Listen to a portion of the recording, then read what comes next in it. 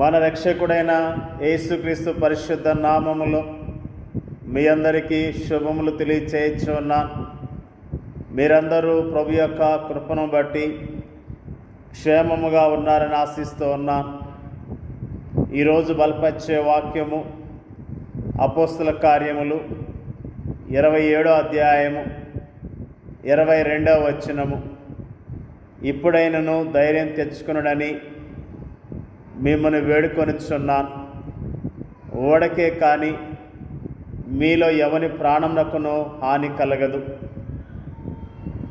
అపోస్తలుడైన పౌలు రోము ప్రయాణం చేస్తున్న ఓడ గొప్ప తుఫాన్లో చిక్కుకొని రక్షింపబడతామన్న ఆశ అతని సహప్రయాణికులకు ఏమాత్రము లేని సమయములో అతడు వారితో ధైర్యం తెచ్చుకొనుడని పలికాడు.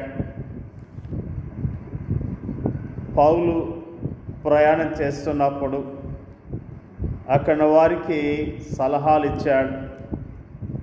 వారేమీ పట్టించుకోలేదు. అప్పుడు పౌలు, అయ్యలారా, ఈ ప్రయాణం వలన సరుకులను ఓడకును మాత్రమే కాక మన ప్రాణములకు కూడా హానియు బహు నష్టమును కలిగినట్లు నాకు తోచుతుందని చెప్పి వారిని హెచ్చరించెను. అయినను శతాధిపతి పౌలు చెప్పినది నమ్మక, నావికుడును ఓడ యజమానుని చెప్పినదే నమ్మెను. మరియు శీతాకాలం గడుపుటకు ఆ రేవు అనుకూలమైంది కానందున అక్కడ నుండి బయలుదేరి ఒకవేళ శక్యమైతే ఫెనిక్స్‌నకు చేరి అక్కడ శీతాకాలం గడపవలని ఎక్కువ మంది ఆలోచన చెప్పిరి.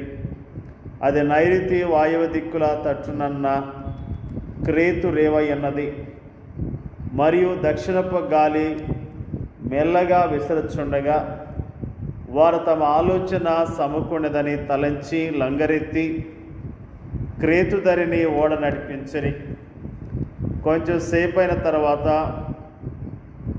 ఊరకులోను అను పెనుగాలి క్రేతు మీద నుండి విసిరెను. దానిలో ఓడ చిక్కుకొని గాలికి ఎదురు నడవలేకపోయినందున ఎదురు నడిపించడం మాని గాలికి కొట్టుకొని పోతిమి. తరువాత కౌదా అనబడిన ఒక చిన్న దీపం చాటున దాన్ని నడిపింపగా పడవను భద్రపరుచుకొనుట బహు కష్టతరమాయను. దాన్ని పైకెత్తి కట్టిన తర్వాత త్రాళ్ళు మొదలైనవి తీసుకొని ఓడ చుట్టూ బిగించి కట్టిరి. మరియు సూర్తిసన్ ఇసుక తిప్ప మీద పడుదమేమని భయపడి ఓడ చాపలు దించివేసి కొట్టుకొని పోయిరి.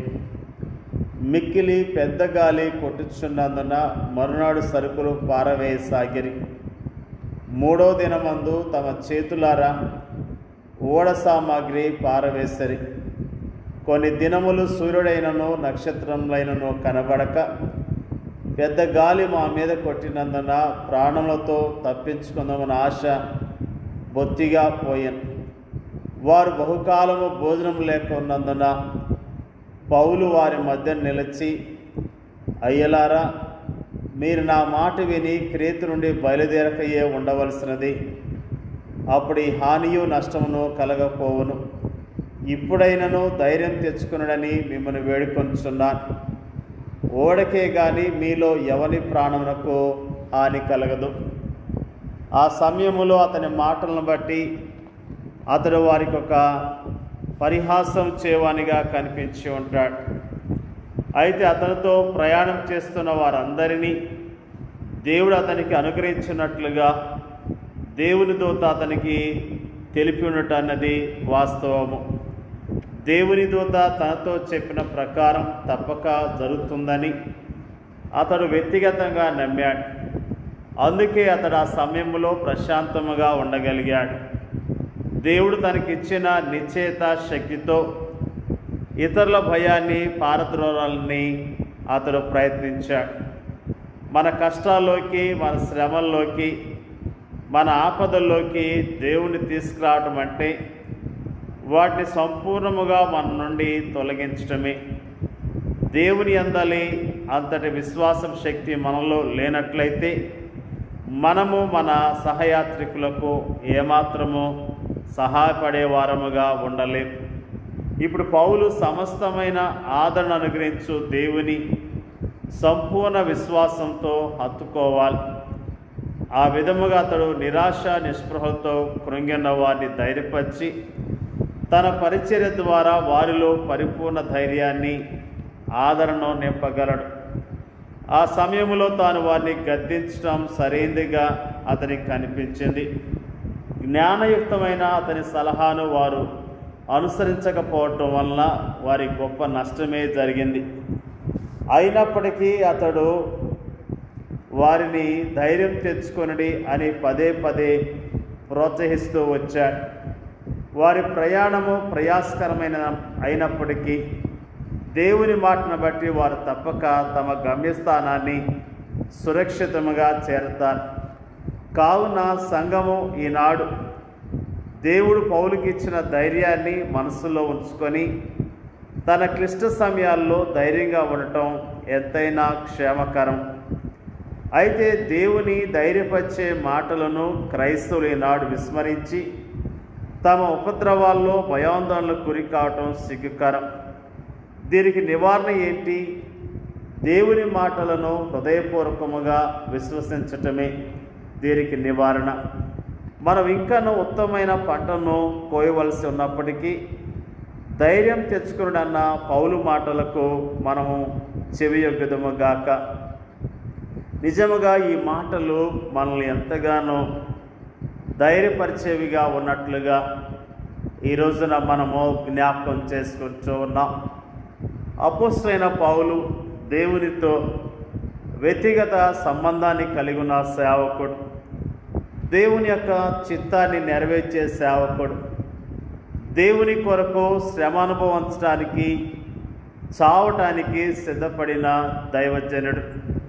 అతడు తన సాక్ష్యాన్ని, తన యొక్క సమస్యను కైసరు యొద్ద పరిష్కరించుకోవటానికి అతడు ప్రయాణమై వెళ్తూ ఉన్నాడు. అతడు తన ప్రాణాన్ని లెక్క చేయకుండా విశ్వాసంతో ఉన్న వ్యక్తి. అలాంటి వ్యక్తి దేవుని యొక్క సూచనల ప్రకారం దేవుడు అతనికి ఇచ్చిన హామీని బట్టి అక్కడ వారందరినీ కూడా ధైర్యపరుస్తున్నట్లుగా దేవుని యొక్క వాక్యము ఎంతో స్పష్టంగా తెలియజేస్తున్నది. ప్రియమైన దేవుని యొక్క బిడ్డలారా, మన ప్రయాణములో అనేకమైన తుఫానులు, ఉపద్రవాలు పొంచి ఉన్నాయి. మన విశ్వాస యాత్రల్లో అనేకమైన ప్రమాదాలు పొంచి ఉన్నప్పుడు దేవుని బట్టి ధైర్యం తెచ్చుకొని విశ్వాసంతో జీవించవలసిన వారమై ఉన్నాం. మన తోటి వారిని కూడా దేవుని బట్టి ధైర్యపరిచి చక్కగా నడిపించవలసిన వారమై ఉన్నాం. కాబట్టి పౌలుకి దేవుని బట్టి ధైర్యం కలిగి ఉన్నాడు. అందును బట్టి అక్కడ వారందరినీ ధైర్యపరచగలిగాడు. మనం కూడా ప్రతిరోజు దేవుని బట్టి ధైర్యం తెచ్చుకొని విశ్వాసంతో జీవిస్తూ దేవుని కనపడదాం. దేవుడి యొక్క వాక్యాన్ని దీవించునుగాక. పరిశుద్ధుడైన మా తండ్రి, నీకు వందనాలు, స్తోత్రాలు తెలియజేస్తూ ఉన్నా. ఈరోజు నా ప్రభువా, మన దాసుడు అపోస్తలుడైన పౌలు మన ఓడలో ప్రయాణం చేస్తున్నప్పుడు ఆ ఉపద్రవములో తన తోటి వారందరినీ ధైర్యపరిచి బలపరిచిన విషయాన్ని మాకు జ్ఞాపకం చేసిన విధానం బట్టి నీకు వందనాలు తెలియజేస్తూ ఉన్నాం. నీ యొద్ద ప్రభువా మేము నిన్ను బట్టి ధైర్యం తెచ్చుకొని నీ కొరకు యోగ్యముగా జీవించడానికి మీరే సహాయం చేయండి అయ్యా. స్తోత్రాలు. నీతో వ్యక్తిగత సంబంధం కలిగి నీ నామములో ధైర్యం తెచ్చుకొని విశ్వాసంతో జీవించడం మాకు నేర్పించమని ప్రార్థన చేయించున్నా. వాక్యం ఇచ్చిన ప్రతి ఒక్కరిని పేరు పేరున దీవించి ఆశీర్వదించండి అయ్యా. నీకు స్తోత్రాలు.